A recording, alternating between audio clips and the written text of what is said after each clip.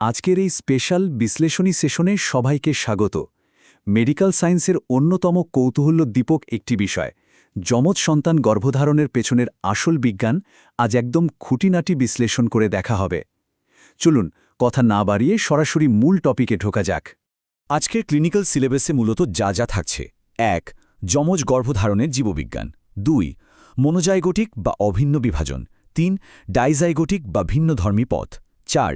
Dizygotic যমজের aetiology বা কারণ, এবং সবশেষে ৫. চলমান চিকিৎসাবিজ্ঞানের রহস্য।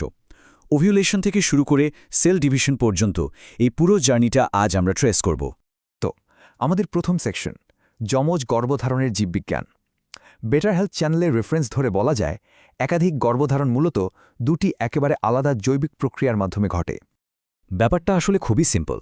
যখন একটা মাত্র নিষিক্ত ডিম্বাণু বা ফার্টিলাইজড এগ ভেঙে দুভাগ হয়ে যায়, তখন তৈরি হয় মনোজাইগোটিক যমজ। আর অন্যদিকে যখন দুটো আলাদা ডিম্বাণু দুটো আলাদা শুক্রাণু দিয়ে নিষিক্ত হয়, তখন তৈরি হয় ডাইজাইগোটিক যমজ। ব্যাস, এটাই হলো মূল মেকানিজম। এবার চলুন আমাদের দ্বিতীয় সেকশনে যাই, মনোজাইগটিক বা অভিন্ন বিভাজন। আইডেন্টিক্যাল টুইন্স বা অভিন্ন যমজের কনসেপ্টটা এখান থেকেই আসে। মেডেলাইন প্লাস ঠিক যেভাবে ব্যাখ্যা করেছে, শুরুতে একটা মাত্র ডিম্বাণু আর একটা শুক্রাণু মিলে একটা সিঙ্গেল ভ্রূণ বা এমব্রায়ো তৈরি করে। কিন্তু এরপরই ঘটে আসল ম্যাজিক। একদম প্রাথমিক বিকাশের পর্যায়ে ভ্রূণটা অপ্রত্যাশিতভাবে দুটো আলাদা অংশে ভাগ হয়ে যায়।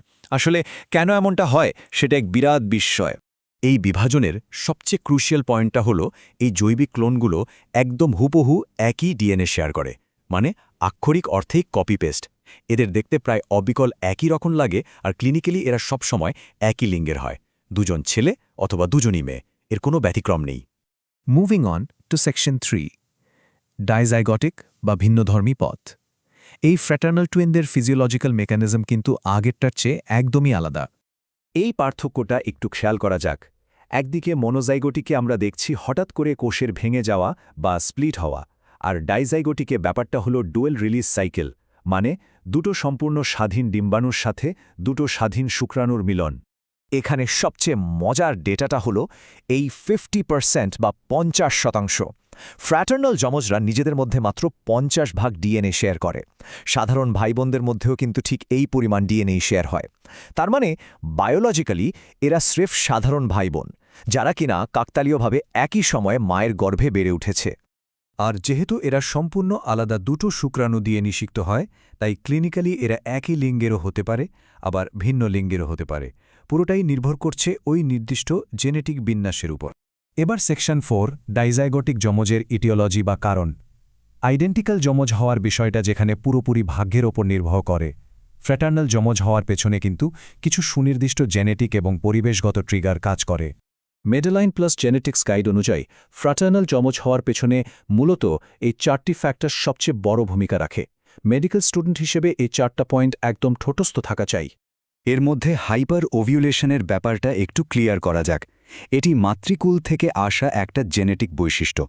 সাধারণত প্রতি মাসিক চক্রে একটা ডিম্বাণু রিলিজ হওয়ার কথা থাকলেও এই বৈশিষ্ট্যের কারণে ওভারি থেকে একসাথে একাধিক ডিম্বাণু রিলিজ হয়।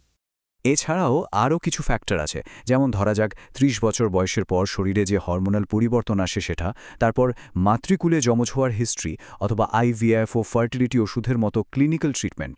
এই সব কিছুই কিন্তু ডাইজাইগোটিক গর্ভধারণের চান্স বহুগুণে বাড়িয়ে দেয়। আচ্ছা, এবার আমাদের লেকচারের শেষ অংশ, সেকশন 5, চলমান চিকিৎসা বিজ্ঞানের রহস্য। এত সব সুনির্দিষ্ট কারণ আর ক্লিনিক্যাল ডেটা নিয়ে কথা বলার পর চলুন আবার সেই চূড়ান্ত বায়োলজিক্যাল মিস্ট্রি বা মনোজাইগোটিক স্প্লিটের কাছে ফিরে যাওয়া যাক। ফ্র্যাটার্নাল যমজদের মতো আইডেন্টিক্যাল যমজদের ক্ষেত্রে কোনো নির্দিষ্ট ফ্যামিলি হিস্ট্রি বা লাইফস্টাইলের লিঙ্ক পাওয়া যায় না। বেটার হেলথ চ্যানেল যেমনটা বলছে, এই স্প্লিট বা বিভাজনের পেছনের আসল জৈবিক ট্রিগারটা আধুনিক চিকিৎসাবিজ্ঞানের কাছে আজও এক বিশাল রহস্য। এটা স্রেফ একটা অজানা শারীরবৃত্তীয় কারণে ঘটে যায়। তো আজকের এই বিশ্লেষণী আলোচনার শেষে একটা দারুণ প্রশ্ন মাথায় নিয়ে শেষ করা যাক।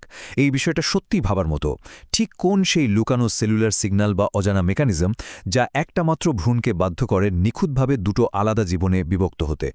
বিজ্ঞান হয়তো একদিন ঠিকই এই রহস্যের জট খুলবে। আজ এ পর্যন্তই।